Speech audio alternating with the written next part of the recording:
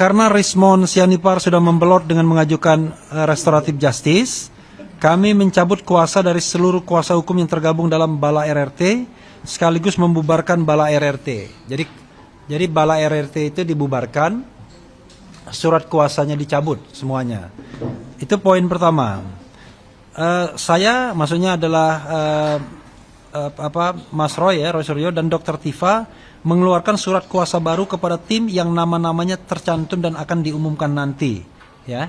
Dengan nama Troya. Troya itu adalah Tifa Royce Advocates, ya. Jadi ada bahasa Inggris sedikit ya, biar Troya.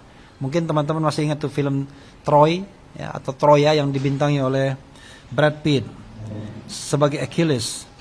Kemudian adapun penasihat hukum atau kuasa hukum yang tergabung dalam Troya adalah sebagai berikut. Nanti akan dibacakan. Nah, poin terakhir ini, saya dan Dr. Tifa menunjuk saudara Refli Harun untuk menjadi koordinator Troya. Struktur lainnya ditentukan sendiri di antara PH Troya. Nanti kita akan lengkapi strukturnya. Karena selama ini sebenarnya saya bukan koordinator, tukang keset aja sebenarnya.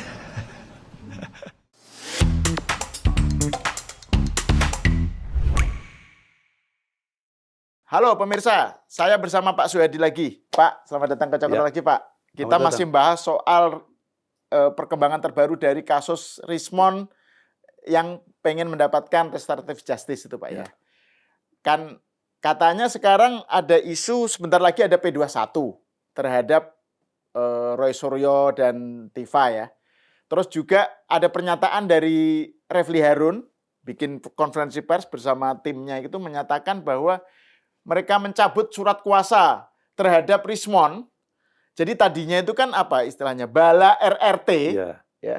Terus sekarang menjadi Troya gitu, Tifa Roy Suryo Advocates gitu. Dan koordinatornya itu adalah Refli Harun. Nah, jadi ini kita perlu bahas nih soal Refli Harun ini kiprahnya nanti kira-kira gimana setelah kalau nanti memang ada P21 itu Pak. Ya. Terus juga dampak dari langkahnya Rismond minta maaf ke Pak Jokowi, ke Pak Gibran, kemudian yang RJ itu kan terjadi ontran-ontran kan, gesekan lah ya, perseteruan antara Rismond dengan timnya Roy Suryo gitu loh. Gimana Pak Suhadi kita membaca soal ini nih? Pertama soal P21 dulu mungkin ya. Jadi apa artinya itu Pak? Ya begini, apa sih yang disebut dengan P21? Ya.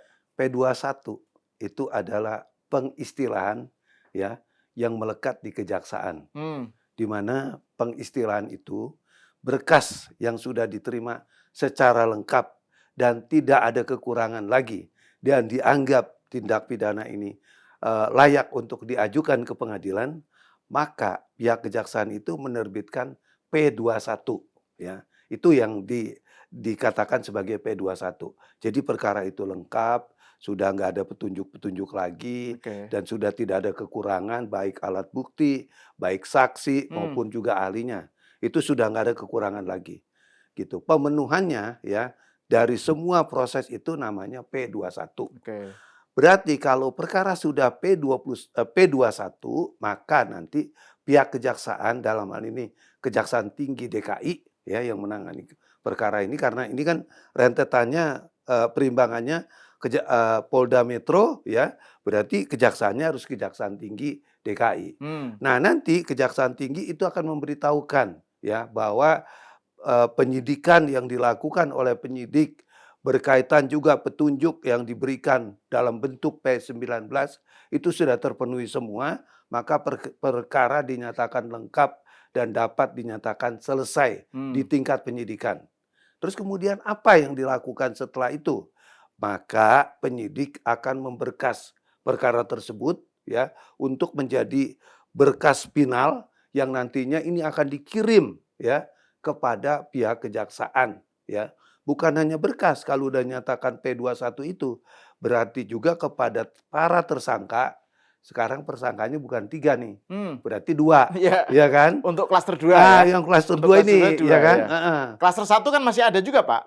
Ya, kalau saya dengar seperti itu. Kelihatannya yang akan didahulukan dugaan saya ini klaster 2. Ya, kan? Si Roti itu ya? Si Roti. Roy tapi Suryo dan mereka Tifa. namanya Troya. Iya, iya, iya. Nah, kemudian dari kejadian seperti itu berarti berkas nanti sekali lagi saya katakan bahwa perkara akan dilimpahkan kepada pihak kejaksaan dan juga bukan hanya berkas perkaranya, bukan hanya alat buktinya ya, tapi juga berikut dengan tersangkanya. Oke. Itu yang dikatakan kelengkapan dari P21.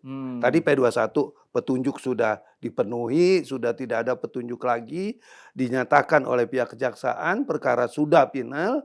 Begitu perkara sudah final, berarti nanti penyidik ya akan memberkas perkara tersebut, dirapikan perkara itu ya untuk dikirim ke kejaksaan berikut kepada para tersangka. Gitu. Oke. Ya, Yang artinya gitu. ini berarti sebentar kalau memang itu sudah diumumkan P21 sudah tinggal nunggu waktu lagi tuh Pak ya persidangan itu Pak. Ya. Kalau udah dinyatakan P21 ini masih bergulir di tingkat penyidikan dan di tingkat penuntutan. Masih bergulirnya di sana. Tetapi secara prosedural ya, artinya sudah final. Perkara itu sudah layak untuk diajukan ke persidangan atau kepada pengadilan negeri.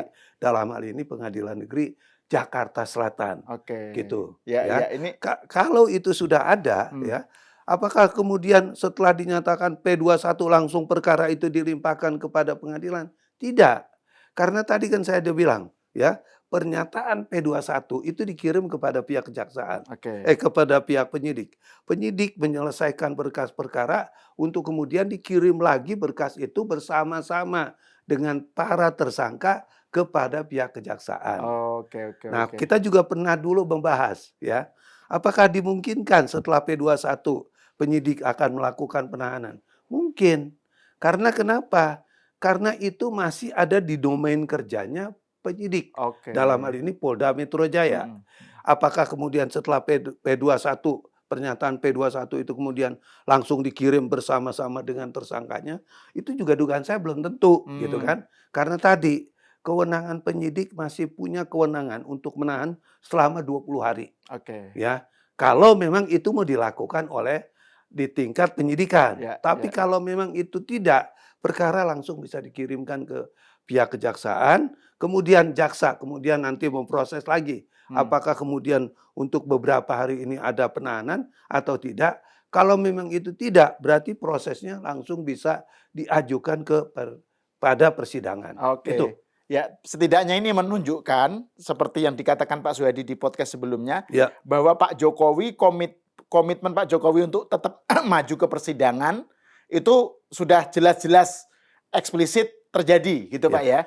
Jadi kan Pak Suhadi udah bilang kan bahwa Pak Jokowi dengan memberikan RJ bukan kepada Rismon dan sebelumnya kepada Egy Sujana bukan berarti Pak Jokowi mundur. Ya, artinya menutup kasus ini. Enggak. Iya, tetap gaspol gitu Pak ya. Ya. Karena Pak Jokowi pengen menunjukkan di forum pengadilan itulah, persidangan itulah beliau pengen menunjukkan ijazah aslinya bukan hanya S1-nya, ya, tapi SD. Ya. SMP, SMA gitu. S1. Kalau ada TK-nya juga TK-nya mau diajukan. TK-nya. Cuma dulu TK kan kita masuk SD diikuri dari telinga. Gini Pak ya. Nah, terus kemudian soal Troya ini Pak, jadi kan setelah Rismon menyatakan memohonkan restoratif justice kan terus Rofli Harun tadi kan bikin konferensi pers tuh dengan timnya itu bahwa mereka sekarang bukan lagi Bala RT tetapi Troya Tifa Roy Suryo Advocates gitu dan koordinatornya adalah Rofli Harun. Nah, ini gimana Pak Suhadi membacanya ini? Soal Troya ini. Ya, mungkin saya mau menyikapi pernyataan Pak Refli yang katanya mencabut surat kuasa yang dulu yang namanya RRT itu. Bala RRT. Bala RRT itu menjadi sekarang Troya. Ya. Itu memang seperti itu. Karena kenapa? Kan Rismon sudah tidak ada lagi dalam kuasa itu. Karena kenapa juga? Karena Rismon bukan lagi menjadi tersangka dalam kaitan pendampingan. Tapi dia sekarang menjadi saksi dalam kasusnya yang berkaitan dengan dugaan ijazahnya Pak Jokowi palsu itu, ya kedudukan dia sudah berubah. Makanya secara hukum ini memang harus dicabut, kemudian dibentuk lagi dibuat lagi yang baru, apalah itu namanya, itu Troya dan lain sebagainya, itu nanti yang akan dijadikan dasar ya bahwa untuk menjadi pendampingan dari dua orang itu. Nah, berkaitan dengan masalah surat kuasa baru ini, itu kan memang bukan 3 orang lagi menjadi tinggal 2 orang. Ya. Kalau kita mengistilahkannya bukan Troya, tapi roti. Boleh dong dia kasih nama itu, kita namanya roti aja. Kalau roti kan enak dimakan, ya kan? Nah, itu kan berarti nanti di persidangan ya, kan kalau misalnya Rismond menjadi saksi yang memberatkan si Roti ini, ya kan kuasa hukumnya kan Refli nih, si Roti ini kan, yang Troya itu. Nah, ini nanti kan masing-masing tahu jeroannya semua ini, Pak. Itu yang keren. Ini gimana gimana kira-kira ya? Gimana Pak Suyadi membacanya ini? Ya, jadi gini, sebetulnya ya kalau saya lihat Rismond ini bukan saksi yang memberatkan. Ya, walaupun memang arahnya ke sana gitu kan.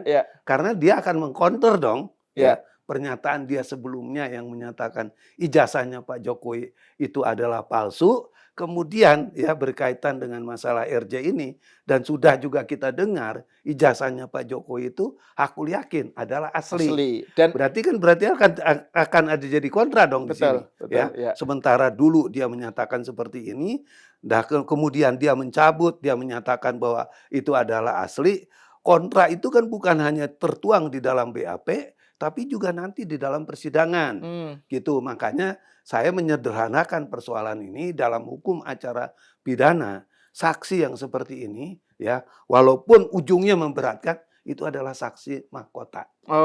Gitu loh ya. Karena kenapa dikatakan saksi mahkota? Karena yang dia terangkan itu ya untuk menjadi pembenar berkaitan dengan masalah tuduhan yang selama itu dianggap minor. Gitu kan? Tapi jangan salah juga, apapun pengakuan Rismond di dalam kaitan ini ya, sebelum itu diterangkan ya di pengadilan, maka ini masih absurd, belum mengikat. Karena kenapa saya katakan belum mengikat? Keterangan itu dinyatakan sah dan mengikat apabila itu diterangkan di depan pengadilan dan di bawah sumpah. Ya, itu mengikatnya di sana. Kalau itu sudah dilakukan nanti, itulah yang nanti akan menjadi perdebatan yang menurut saya sengit. Karena nanti saling bantah-membantah itu, wah keren gitu loh menurut saya. Dan gitu masing-masing udah tahu kan jeroannya kan, gitu. Nah, nanti kalau Rismond menjadi saksi mahkota, yang kata Pak Suyadi ujung-ujungnya memang akan memberatkan si Roti ini. Nah, kira-kira dan Rismond kan menyatakan Pak setelah ketemu Mas Gibran, Mas Wapres kan dia bilang akan bikin buku yang merevisi, mengkoreksi buku dia yang sebelumnya lalu, kan. Betul. Jokowi's White Paper maupun soal Gibran Endgame. Dia bikin buku karena kan dia selalu mengklaim peneliti gitu Pak ya. Nah, itu kira-kira seberapa dampaknya itu Pak terhadap pengadilan nanti kalau dia membuat buku macam-macam. Gini, kalau buku atau sebuah pernyataan itu kan tidak mengikat sifatnya. Karena hukum itu hanya mengenal ya orang memberikan keterangan. Ya walaupun sebetulnya kita katakan keterangan di dalam penyidik itu juga sah ya berlaku sebagai undang-undang, tapi yang dikatakan mengikat itu adalah apa yang diterangkan, apa yang disampaikan di depan pengadilan dan di bawah sumpah. Itu yang mengikat. Kalau berkaitan masalah buku dan lain sebagainya, barangkali itu hanya memberikan suatu narasi atau suatu argumen-argumen yang hanya sekedar menguatkan saja. Tapi pada klimaks dari semua persoalan ini, yaitu keterangan dia yang dinyatakan di depan pengadilan ya dan dilakukan di bawah sumpah. Itu yang mengikat. Yang lain hanya aksesoris saja. Hanya aksesoris. Nah, sekarang saya pengen kita membahas soal Refli Harun ini, Pak. Kan sekarang dia sudah menjadi koordinator Troya. Kan keren. Pak Suyadi bilang Troya itu ada juga kuda Troya loh. Jadi ada kuda Troya yang... Tapi itu diakui juga sama dia. Ingat nggak film Troy katanya kan? Dia bilang film Troy. Kan? Memang Troy, judulnya Troy kan? Saya nonton film itu. Sampai 3 kali saya nonton film itu. Gitu memang kan? seru sih Pak. Filmnya seru itu. Ya kan? Cuma apakah si Refli Harun CS ini akan menjadi seperti Brad Pitt atau ya kita perlu lihat gitu. Tapi faktanya kan setelah dia menjadi kuasa hukum ini sebelum Rismond berpisah jalan ya, kan Refli kan manuvernya ke MK, ya kan? Terus kan udah diterima tuh MK dan belum ada perkembangan kan? Sudah ada putusan, sudah ditolak. Sudah ditolak. Oh sudah gitu. Ditolak. Ya itu kan nggak, saya lagi pengen tahu. Sorry. Dugaan saya sudah tadi saya ada baca apakah yang berkaitan dengan itu karena MK menyatakan bahwa tentang masalah permohonan itu kayaknya udah nggak diterima. Gitu. Oke. Tapi lepas dari soal itu Pak, Ya. kan Refli ini kan selalu kan dia tampil itu selalu sebagai YouTuber, ya kan, sebagai orang yang punya akun lah gitu kan, Heroik. Kan, dengan narasi-narasinya ini. Nah sekarang dia menjadi kuasa hukum. Ini kan kayak pembuktian dia ini, seberapa ampuh dia sebagai kuasa hukum untuk bisa menyelamatkan nasib si Roti ini. Ya, betul.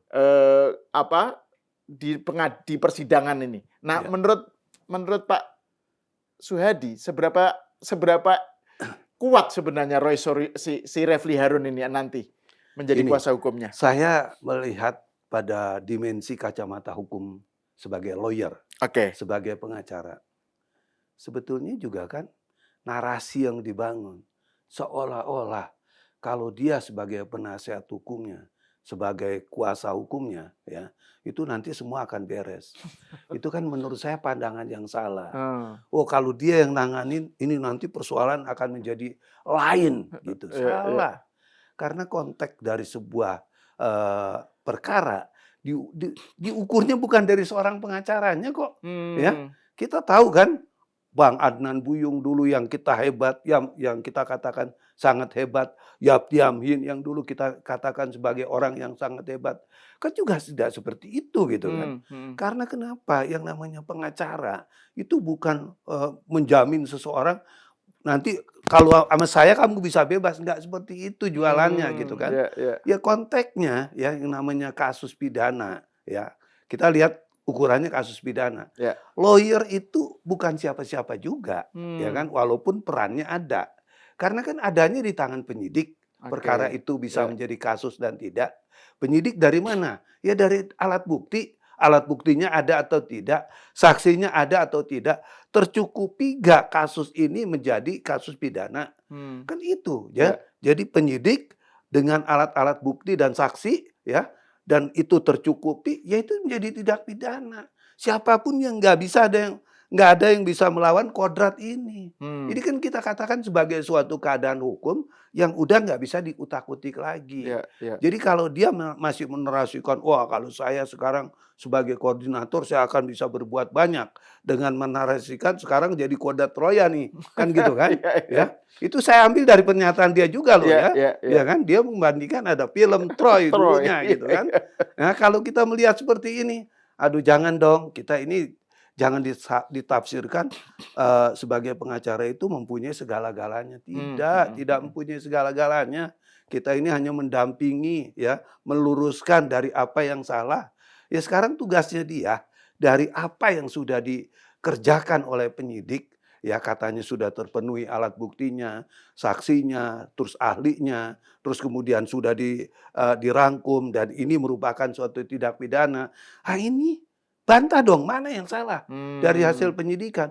Bukan ngutak-ngutik pasalnya gitu kan. Ini kan saya dengar katanya mau digugat ini. Undang-undang ITE-nya kan. Waduh, saya pikir apa lagi ini urusannya gitu kan. Ya jangan dong ya. Kalau saya katakan ya berkaitan dengan MK, itu bukan berkaitan dengan menyangkut masalah pasal-pasal yang sedang diberlakukan dan sebagai hukum positif, bukan itu. Ya kan undang-undang itu ada kesalahannya enggak? Ya, pasal itu ada melanggar bukan undang-undang dasar enggak, bertentangan dengan undang-undang dasar enggak. Kalau itu enggak ada, enggak bisa. Ya kan? Jadi itu tetap tidak bertentangan. Itu selaras dengan semangat daripada MK itu sendiri gitu kan. Karena yang seperti yang saya katakan tadi, pasal tentang pengeditan itu melanggar undang-undang dasar enggak? Ya, diterapkannya pasal 35 undang-undang ITE ini. Kalau itu enggak ya berarti tetap berlaku. Itulah yang disebut dengan hukum positif. Karena hukum positif itu kan kalau dia dinyatakan sebagai hukum yang berlaku sekarang, ya nggak bisa dong diganggu-gugat oleh siapapun juga. Karena parameter untuk menggugat itu ada aturan-aturannya yang harus juga diikuti. Jangan hanya mau main semaunya, ini bisa diinikan. Loh, orang kalau begitu nanti nyuri ayam, ya kan? Wah, besok pasal pencuriannya saya bawa ke MK, saya minta gugurkan dan sebagainya. Terus MK ngikutin, ya habis dong ini, ya produk hukum kita. Terus mau kemana bangsa Indonesia ini? Kan nggak bisa begitu gitu loh, ya. Jadi kalau bermanuver menurut saya yang normal dong. Kita sebagai posisi sebagai orang pengacara duduk, ya, kita ini sebagai pengacara. Bukan kita segala-galanya menjadi ahli, ya, ahli memutarbalikkan fakta. Bukan seperti itu juga gitu kan. Makanya saya dibilang tadi sederhana, pengacara itu ada nggak kesalahan dalam penyidik, ya. Kan udah dibawa ke Irwasum.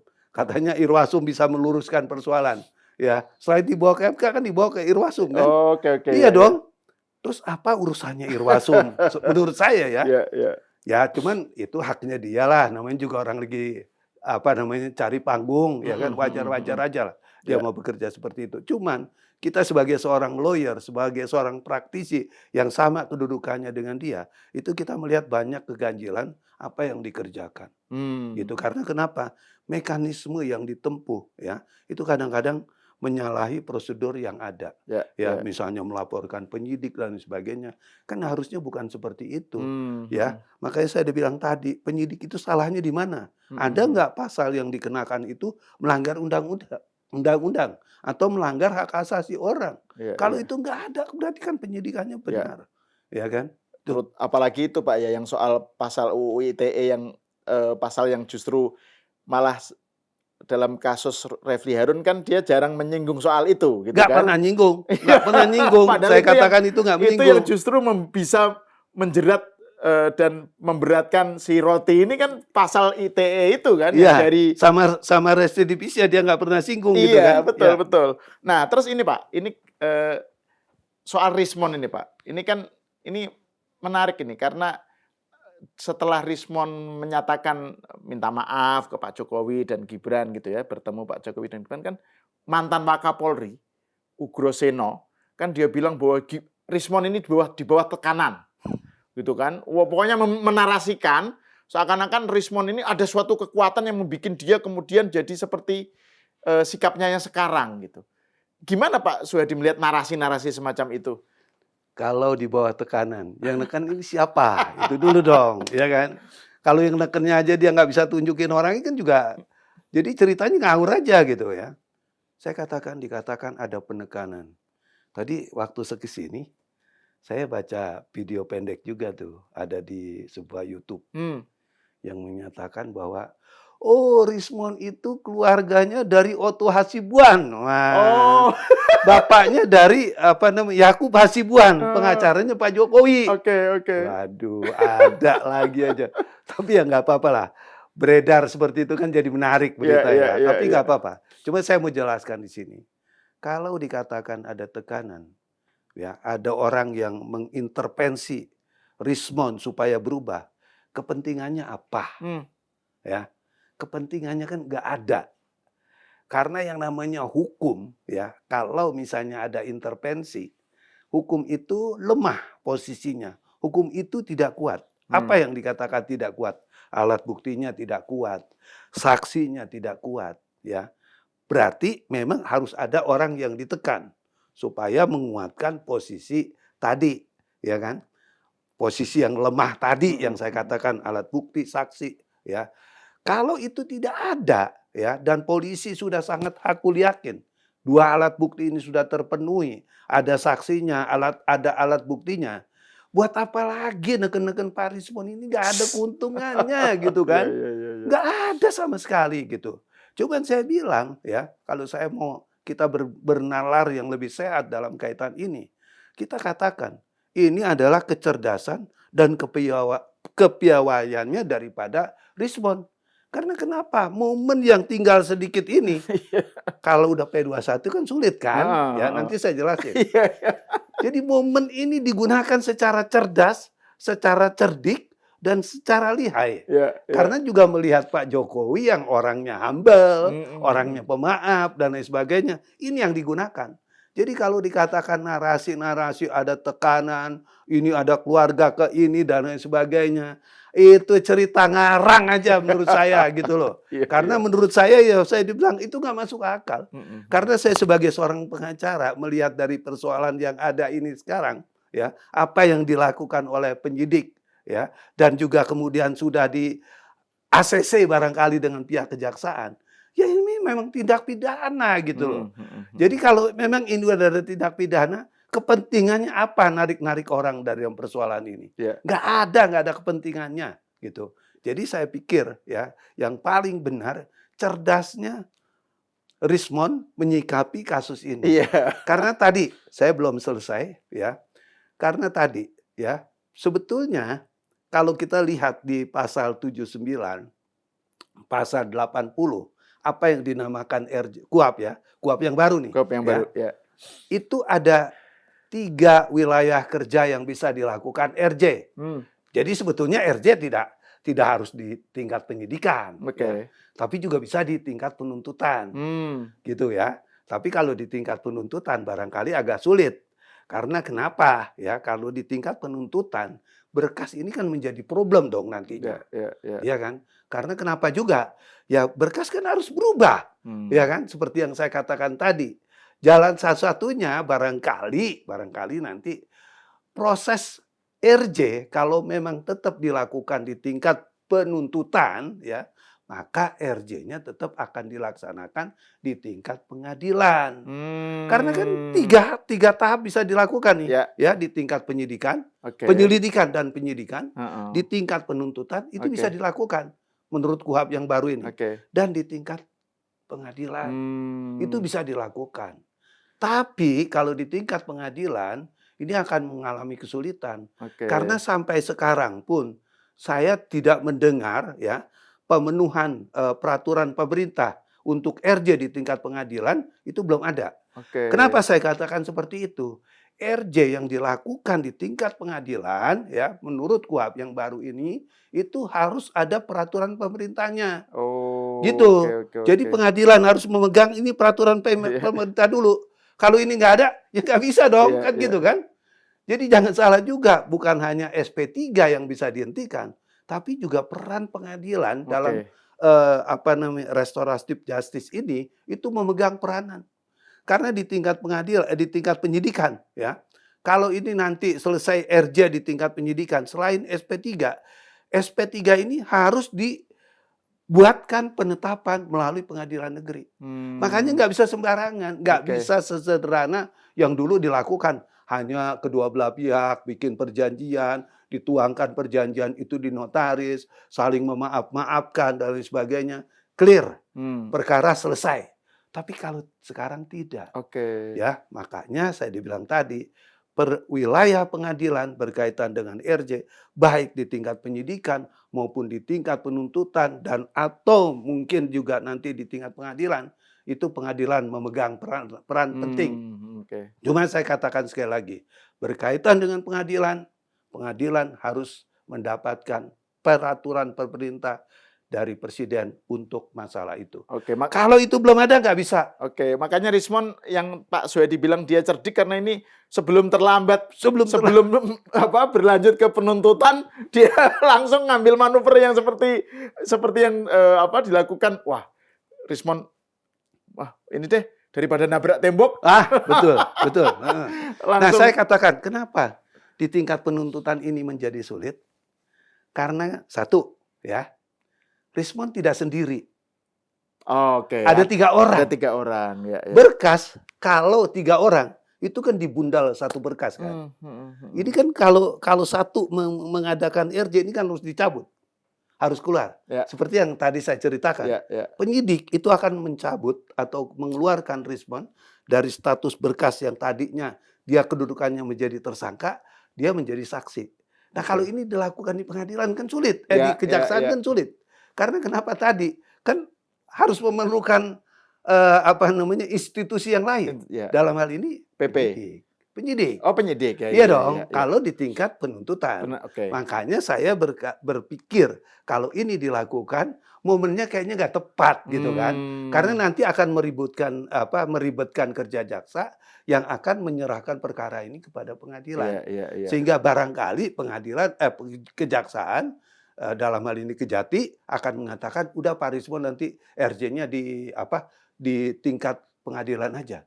Nah, sedangkan pengadilan kan memerlukan PP tadi, peraturan pemerintah. Betul. Gitu. Makanya saya udah bilang, ini momen yang bagus, cerdas yang dilakukan.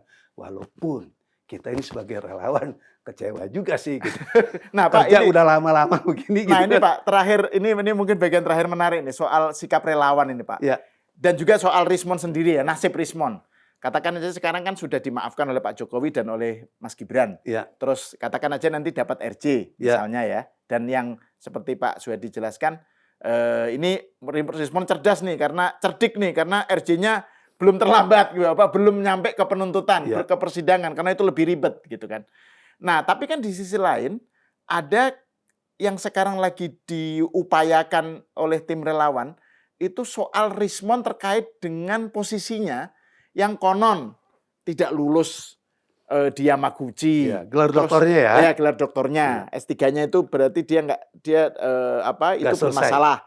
Terus juga sertifikat kematian yang untuk menghindari beasiswa dan seterusnya. Ini kan ada tim relawan yang masih menelisik soal itu gitu. Juga di sisi lain ada sejumlah relawan yang nggak rela kalau Rismon ini dapat restoratif justice. Pokoknya Rismon itu harus ditahan karena harus tetap jadi tersangka gitu. Karena kan DFK-nya itu ngeri gitu loh. Nah, ini gimana Pak Suyadi melihat soal nasib Rismon ini terkait dengan kasus dia yang lain itu, Pak? Ya. Begini, satu dulu terkait masalah relawan. Kayaknya kemarin kita ceritakan juga ya, berkaitan relawan ini terbelah nih. Ada yang setuju, ada yang tidak. Saya di depan Pak Jokowi ya kita ikutlah yang terbaik. Karena saya juga lihat kajian hukumnya juga masih ada dan peluang untuk itu ada juga gitu ya. Nah, kemarin kita ada ini pertemuan kok. Dan hari ini pun sudah ada beberapa pernyataan sikap ya yang dikeluarkan oleh relawan ya secara keseluruhan. Relawan-relawan tertentu tentunya. Kalau yang relawan-relawan yang tidak tergabung dengan kami, ya kita nggak ngerti lah. Saya nggak bisa komentarin. Itu sudah sepakat apapun yang dikerjakan oleh Pak Jokowi dan juga yang dimohonkan oleh Rismon untuk bagaimana RJ ini bisa ditempuh, ya kita aminin aja. Cuman pernyataan Pak Jokowi juga ini yang kita highlight. Itu saya sangat setuju. Bahwa penyelesaiannya itu bukan di tangan Pak Jokowi lagi, tetapi di tangan pengacara dan aparat penegak hukum. Dalam hal ini Polda Metro atau penyidik yang menangani perkara ini. Prosedurnya memang begitu. Prosesnya harus seperti Prosedurnya itu. memang begitu. Gitu ya. Jadi Pak Jokowi tidak lagi ikut-ikut berkaitan dengan masalah itu, tidak mengintervensi masalah-masalah seperti itu, semuanya diserahkan. Kalau memang peluang hukumnya ada, dan memang RJ ini masih bisa dimungkinkan, ya udah sikapin aja kan gitu kan. Cuman saya dibilang juga dalam podcast sebelumnya ya kan peluang untuk RJ tetap ada. Karena KUHP maupun KUHP yang lama ya itu masih transisi dengan KUHP dan KUHP yang baru. Ini masih periode transisi lah ya, gitu ya. Periode transisi. Jadi masih dimungkinkan untuk dikombin dua hal kepentingan untuk bagaimana mencari tujuan baik. Karena kan hukum atau KUHP yang baru maupun KUHP yang baru, semangatnya itu kan mengedepankan pada kepentingan kemanusiaannya, bukan kepada kepentingan balas dendamnya. Itu semangatnya seperti itu. Nah, berkaitan dengan masalah tadi, terkait masalah ijazah. Nasib Rismon. Apakah setelah dia dapat RJ misalnya, terus kemudian dia lenggang kangkung gitu Pak. Sementara kan ada yang masih nggak rela itu soal Rismon posisinya, soal ijazah dia Yamaguchi, bener nggak dia doktor, terus sertifikat kematian gitu ya. Betul. Itu gimana nanti kelanjutannya itu Pak? Itu terpisah Pak ya kasus itu? Terpisah, karena ini kan wilayah kerja yang berbeda kan, Karena dulu yang melaporkan kan Pak Jokowi, ya kan. Sekarang yang melaporkan ini kan relawan, ya. Relawan. Kalau nggak salah teman di YouTuber juga namanya Bill ya. Bang Bill ya. Bang Bill. Dan sekarang ya setahu saya 2 hari yang lalu saya lihat di podcastnya dia sudah menuju ke Jepang untuk ngambil berkas. Artinya perkara ini serius gitu loh ya. Serius dalam arti ini bisa ditangani gitu kan. Jadi ada yang datang ke Yamaguchi gitu Pak ya? Ada 3 orang. 3 orang. 3 orang. Bill yang saya dengar itu, terus kemudian juga Andi Azwan ya? Enggak, bukan. Satu lagi itu ahli kalau nggak salah yang dari Makassar apa dari mana. Pokoknya 3 orang yang berangkat ke sana dan sekarang sudah ada di Jepang. Dugaan saya sudah sampai di Jepang, di Yamaguchi gitu. Jadi perkara berlanjut gitu kan. Cuma kita melihat kepentingan ke depan ya, relawan ini maunya gimana ya. Semua ya kita serahkan kepada teman-teman. Saya juga kan nggak bisa mengintervensi atau mengatakan oh ini jangan dilanjutkan. Karena ini kan masalahnya masalah kepentingan juga. Karena kan saya dengar juga kan ya Rismon juga kan ngelaporin Andi Aswan kan. Oh iya betul. Berkaitan masalah macam-macam lah yang dituduhkan dan sebagainya. Dia terima duit dari Noel segala macam. Tuduhannya gitu. Jadi semua punya kepentingan. Makanya udah nanti juga mengalir dengan sendirinya kok. Arahnya nanti mau kemana dan bagaimana. Gitu. Oke, terima kasih Pak Suhadi atas obrolannya. Ya kita tunggu aja ini setelah P2. Kalau memang nanti dalam waktu dekat ada P21, kita tunggu nanti bagaimana manuver Troya di persidangan berhadapan dengan Rismon dan pokoknya bagaimana manuver Refli Harun di persidangan. Oke, terima kasih Pak Suhadi. Pemirsa sampai di sini dulu. Kita berjumpa lagi di episode selanjutnya.